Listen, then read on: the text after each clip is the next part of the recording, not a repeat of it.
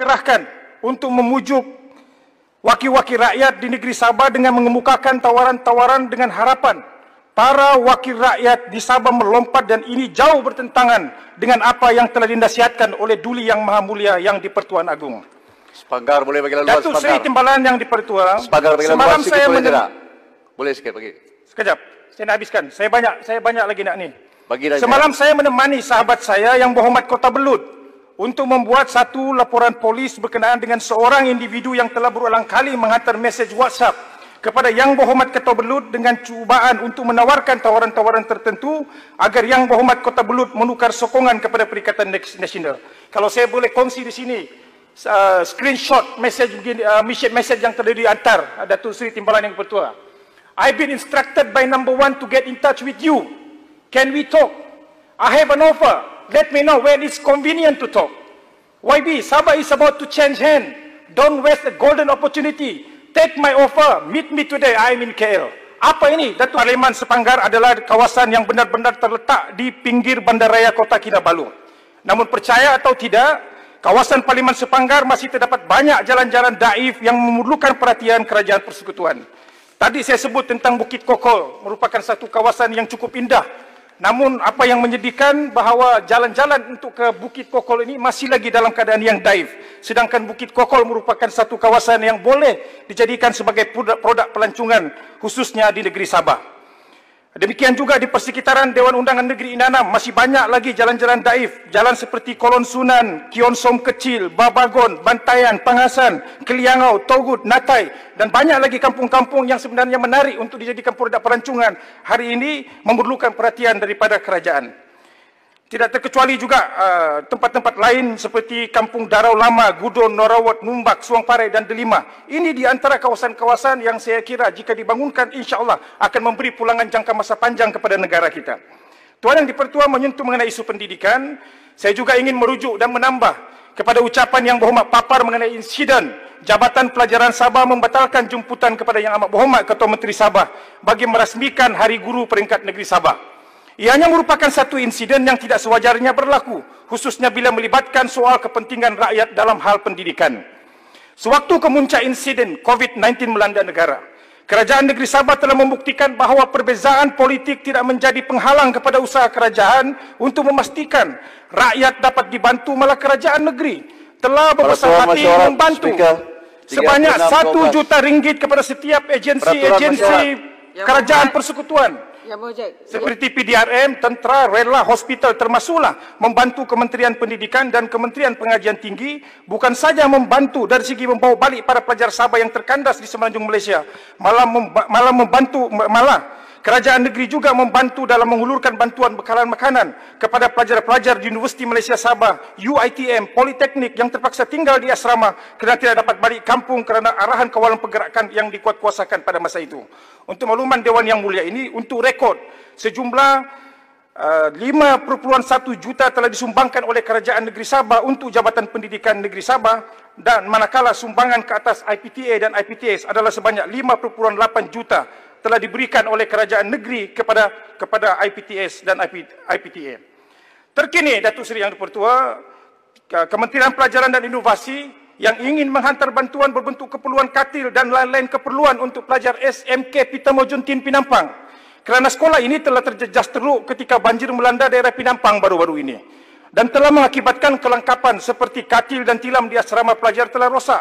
Malangnya, Datuk Seri Yang Pertua, pihak sekolah tidak dapat menerima masuk menteri dan kaki tangan Kementerian Pelajaran dan Inovasi ke sekolah ini, difahamkan kerana atas arahan kementerian. Jadi sebab itulah kita minta agar Kementerian Pelajaran dan untuk menjelaskan tentang perkara ini, niat dan nawaitu kerajaan negeri untuk membantu mereka-mereka ini kerana terjejas disebabkan oleh isu banjir, tetapi disebabkan oleh ada arahan-arahan tertentu menyebabkan mereka ini tidak dibenarkan masuk. Kalau kementerian boleh menghantar bantuan sesegera yang mungkin kerajaan negeri tidak perlu membantu, tetapi disebabkan oleh keterdesakan, maka kerajaan negeri berbesar hati untuk menghantar bantuan ini. Tetapi malangnya ada arahan daripada pihak kementerian yang tidak membenarkan menteri dan kaki tangan Kementerian Pelajaran dan Inovasi Negeri Sabah untuk masuk ke tempat ini.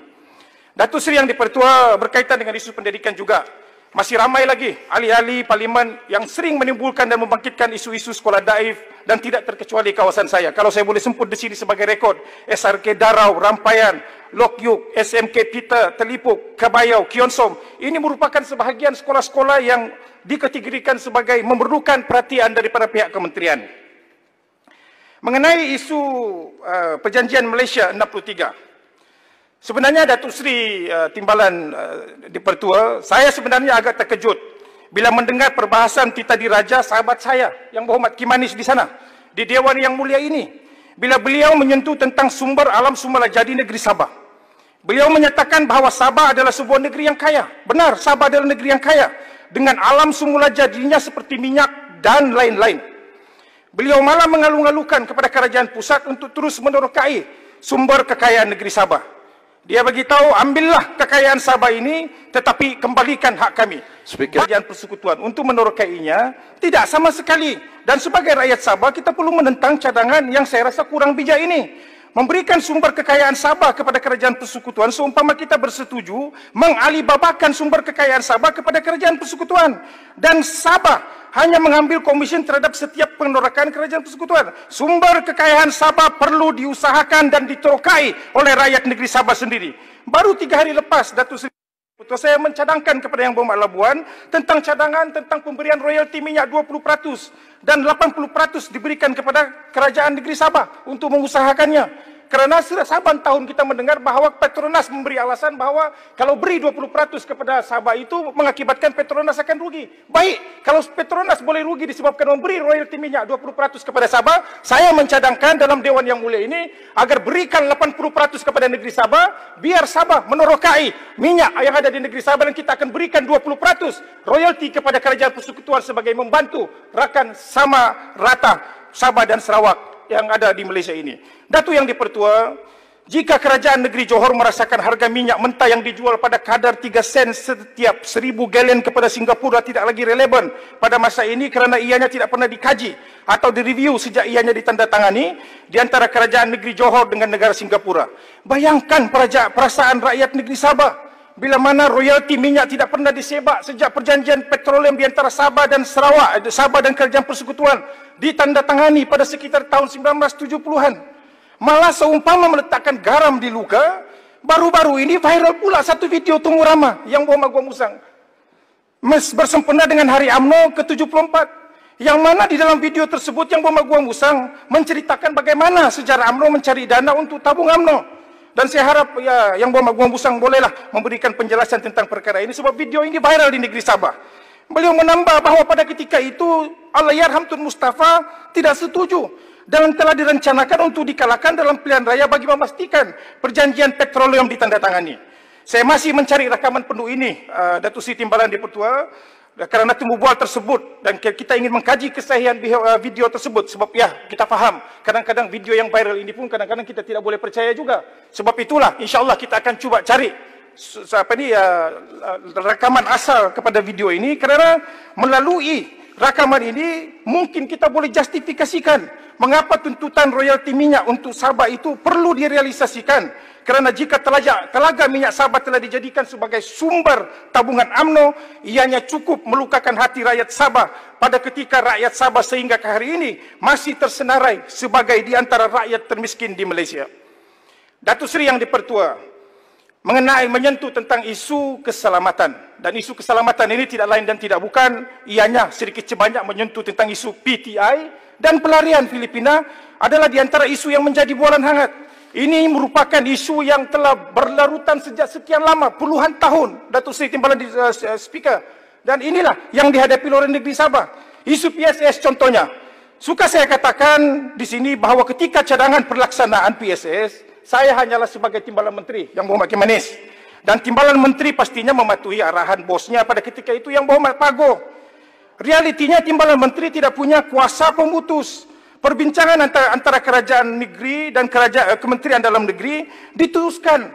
Walaupun kerajaan telah berubah daripada Barisan Nasional kepada PH pada ketika itu. Terima kasih. Bagilah masa kecederaan sikit. Bila Yang Dipertua Dewan Negara bertanya kepada saya, sama adakah pemegang PSS boleh memohon kewarganegaraan? Tetapi apa yang berlaku, video telah diedit. Dan Point of order, disunting. Tuan Speaker, point of order 36. Point of order 36. Terima kasihlah. Apa? Yang Eh? berbaik. Yang Ini berbaik. banyak Sekejap, saya banyak dah tamat.